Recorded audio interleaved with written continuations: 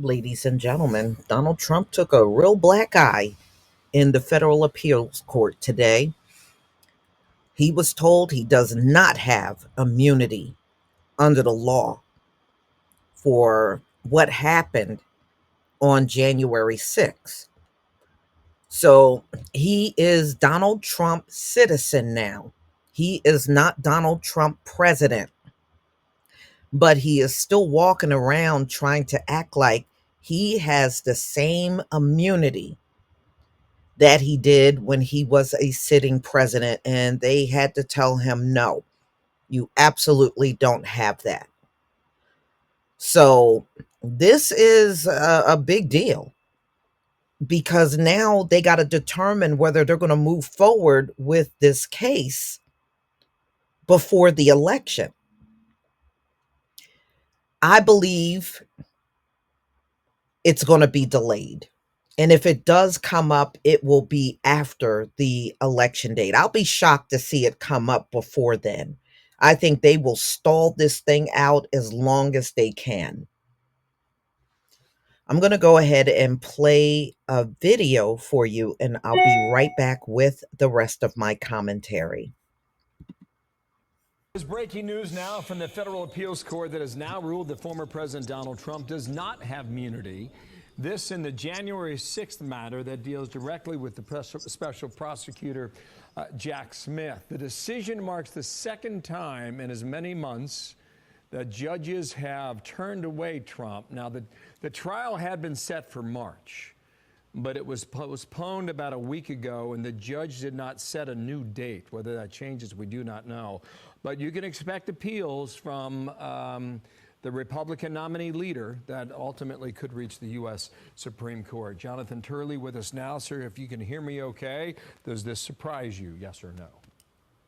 No, this is the result that some of us predicted.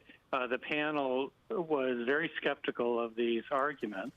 What former President Trump was advancing was a sweeping and unprecedented claim of immunity. And it's not surprising that this panel rejected it. The interesting thing about this opinion is that they cite the impeachment and quote from it as saying that the president sought to incite this effort to overturn the election. And that's going to go now forward. The most practical impact of this appeal was indeed the delay that it caused. It was very important for the Trump team to try to push this trial back. They succeeded in doing that, as you mentioned. Now, the next stage here is that they can ask for review of the entire court in what's called an in-bank petition. That has to be reviewed and voted on, even if they reject it, and that'll take some time. And then they will no doubt appeal to the Supreme Court, which now has a considerable stack on the desks of these justices, including election-related cases. Jonathan, if you're like in an emergency room, they have triage and the most serious cases go to the top. Is that how the Supreme Court would consider these cases? Yeah, well, it's very interesting. It's an excellent question, Dana. The interesting dynamic about this case is that Jack Smith has been telling every court it's absolutely urgent that we move this trial forward. And he was made it clear that he wants this president tried and convicted before the election. The Supreme Court clearly didn't share that urgency. It refused to do that. And so it's not clear that they're going to feel even greater urgency now.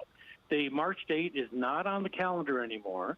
And as we move towards the election date, it gets more controversial to have a trial of this kind within a couple of months of the election.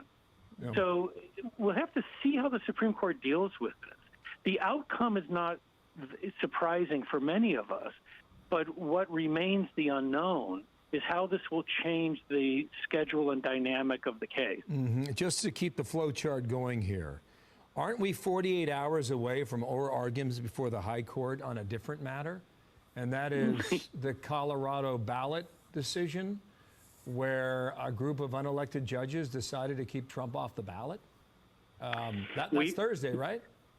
Yeah, we are. And that's going to be a huge case. Many of us believe the court is going to set aside the Colorado decision. The question is whether the three justices on the left will join in what most of us hope will be a rejection of Colorado.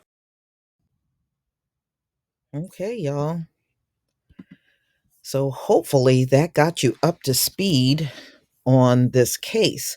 So Donald Trump has been fighting all this time to have immunity, which prevents him from prosecution for his actions when he was still the sitting president. And the Federal Court of Appeals rejected that. So he is going to be accountable for the 2020 election, and he is and can be criminally accountable for it. Okay. So, you know, there are some people that believe that's the only reason why Donald Trump wants to be president again, because then he has all of that immunity back, you know? And, hey, some people feel that way. They could be right. You know, they could be right. So now the president, they're saying once you leave office, they can be indicted immediately. And there is no immunity blocking people from getting at Donald Trump if that is what they want to do. So I'm sure this did not come out the way Donald Trump wanted it to, you know?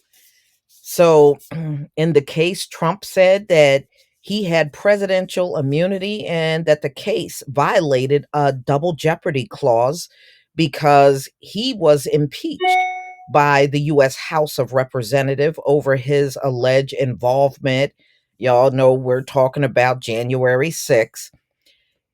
So the two offenses were among four arguments that Trump's legal team pursued in arguing in court.